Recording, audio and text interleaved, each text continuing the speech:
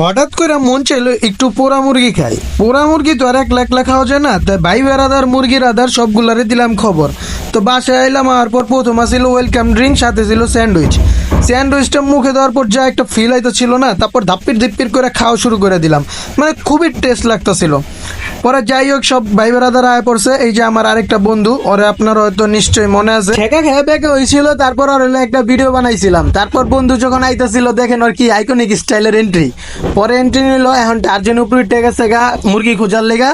এখন এদিকে আমগো দুইটা জালি আসিল, দুইটারে এক লগে বানবন দিয়া ঠিকঠাক করে, কারণ এখন বাইরে যে জালি টালি কেনার সময় নাকি হাতের কাছে যা আছে তা দিয়ে রেডি করতে হবে। তো আমার বড় চুঙ্গা লয়ে বয়ে পড়ছে, এটা দিয়ে নাকি সে আগুন ধরায় লাগবো। যাই হোক, আমরা ভাবতেও পারিনি আগুনও ধরে গেছিল। এটা খুবই আশ্চর্যজনক একটা ব্যাপার হয়েছে। যাই হোক, তারপর মুরগি দেওয়া শুরু করলাম, ধাপে ধাপে মুরগি পোড়া শুরু।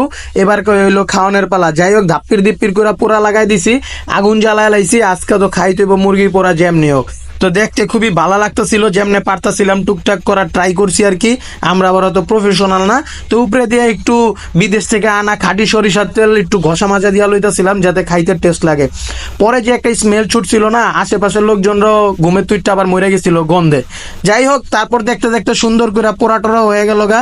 এখন খাওয়ানোর পালা। অনেক খামুকি দিয়ে খামু হইলো পরোটা দিয়া। এখন পরোটা বানানোর লেগে যাইতে ঘরে বাইজে গেছে গা 2:07। পরে যে জোরে বৃষ্টি নামছে, লগে গেছে গা কারেন্ট। পরে যাই হোক, এমনি উদা টুদা খায়া লাইছি। পরে আর ভিডিও করতে পারি না। ভালো থাকবেন, আল্লাহ হাফেজ।